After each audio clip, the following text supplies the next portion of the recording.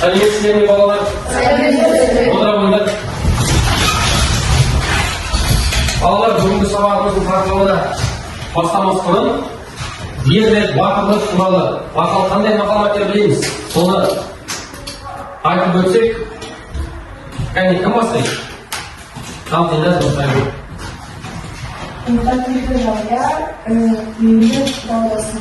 Жақсы.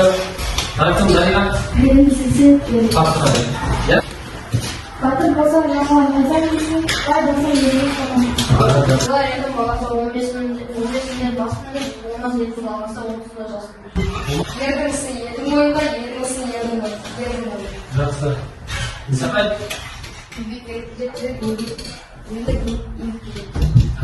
Шық ауылынан ат көтеріп, ел ауылынан ел көтеріп. Жақсы.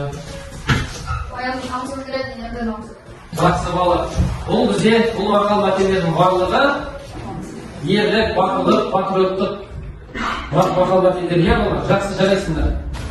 Ал балалар, біз қазір алтын сақа әдісі бойынша арқылы 3 топқа бөлеміз балалар. Қазір кезектен тұрып, қоржыннан кімге қандай асық түсіп, қызыл асық кімге түссе ол бірінші топ болады. Кімге жасыл асық түссе ол екінші топ болады. Кімге қара асық түссе ол үшінші топ болады балалар. Жақсы ма? Қазір асықты былай ішінен таңдап аламыз да көрсетеміз. Міне барып қара асық түсті ол біз үшінші топ боламыз. Түсінді ғой? Ал кезекке кел дейін бастаймыз.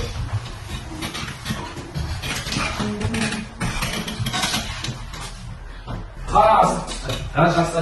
Кел, мына жасай келемін. Армаққа бармаққа келемін. Қазір қара болып есептеледі. Мына жақта болды.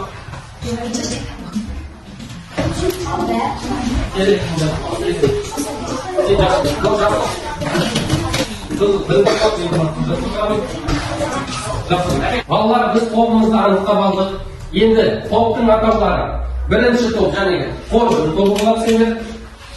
Екінші топ жылу тобы. Үшінші топ жамбы тобы болады. Түсінікті ме? Қоржын, жылу, жамбы.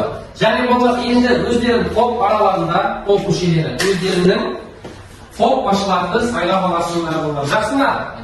Әр топ өз басшыларын сайлады. Ал балалар, бүгінгі сабағымыздың тақырыбы қалай? Не туралы өтпекші? Қалай ойлайсыңдар? Батыр туралы. Ерлік, батырлық туралы. Жақсы балалар. Қазір мен сіздерге бейнеролик көрсетемін. Барақ шіркеуі, көкжал барақ, жонға қалмақ шапқыншылығына қарсы күресте қол бастаған батырлардың бірі.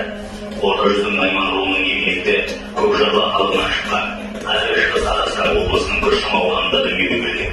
Көкжал барақ деген атпен 300-ге мәшһүр болған тарихи тұлға. Тарих беттеріне үңілсек, көкжал барақ батыр туралы аңыз шежірелер көп. Көкжал барақ батыр көздеспес жылдамдығымен кез келгеннің басын басатын қайсарлық үшін Абылай ханның мақтан тұтар батырлардың бірі болған. Көкжал барақ батыр қазақ елінің жоңғар басқыншыларынан азат етуші Абылай ханның ақ ту уақытында болып, жанды шүберектегі шайқастарда сан рет қаһармандық ерлік жасаған үшін көкжал атанған. Балалар, кім туралы айтыңдар? Көкжал барақ бар. Қай жерде дүниеге келген дейсіз? Біз Қазақстан облысы Күршім ауданында балалар. Бұл сабақ біздің өлкетану сабағы болғандықтан болар. Өзіміздің өлкедегі сол кездегі жаугершілік замандағы батырларымыздан және бұл кісі қазақтың хан батыры атанған ана топтың басшылары шығып, мына қоржыннан әрқайсысы өздерінің тапсырмаларында аласыңдар балалар. Жақсы ма? Қай топқа келеміз?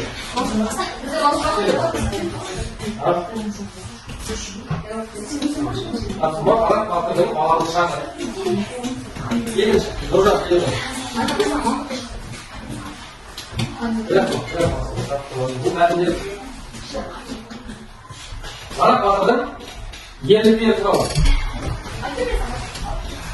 Барақ батырдың көп перлігі және қасиеті болады. Ол кісінің өте осы қасиеті болады. Сонда өзіңіздің жалғыз балаларға жайын келгенде, сонда берген ойламасқа. Сонда берген ойламасқа не деймін? Алай, апай, маған тасақта, барақ келе жатқансын, ақтанымды білген өтті. Жақсы балалар. Иә балалар, қараңдаршы, ол көп перлігі дейді.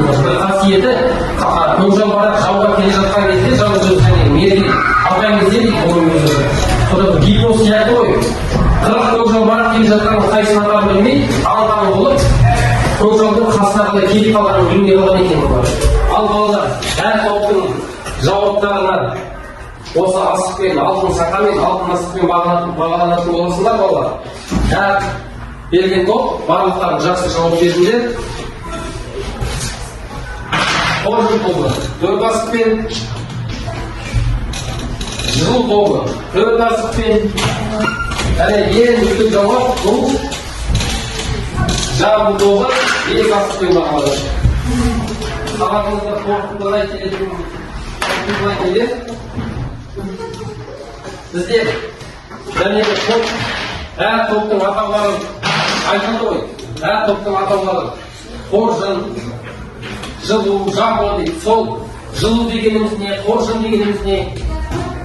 Содан кейін жабу дегеніміз не? Соны әр топ мүшелері, әр топтардың бір адамдар шығып, түсіндіріп айтып кетсеңдерге ерсін. Бұл дегеніміз ол бір бағысқа ауыл тұрғындары егер туған туыстары ақшалай көмек береді. Бұл оның арасында бір адам ортасына бір адам ғана оны ұйымдастырады. Бұл жәрдемді бұл журналда атайды. Жақсы, жарайсың. Ерсінді де бағалап кетейік. Никаспен. Біздің жаңғы аты ол қазақ халқының бұрыннан келе жатқан ұлттық ойыны. Жаңғы аты үшін ат пен садақ керек. Және садақпен не көздейді? Мысалы? Садақ пен жаңғыны алтын мен немесе күміспен жасайды. Жақсы, жарайсың. Рахметтен мен топ асықпен бағаланады. Алар сабағымызды қорытындылай келе, үй тапсырмасы болған өлшедегі басшылардың образына еніп, мақала жазу болды. Үй жұмысын жазып қойдыр болар.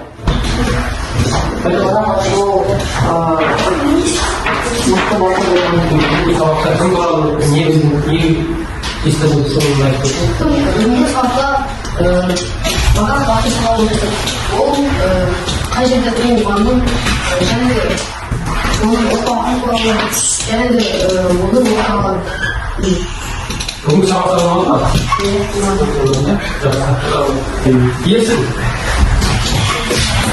Бүгінгі сабақта Öyle baktığımda çok dersin. Yani de onun bağlaşan hasiyetlerin yerliklerini. Yani de bazı sabah halkının o oyunlarda dersleri turалы ya, onu yaparlar bizim yapmıyor mu? Bugünkü sabah öyle kazık öyle var mı? Осындай сабақтарда өзіңізді белсенді қатысып жүрсеңдер, көп студент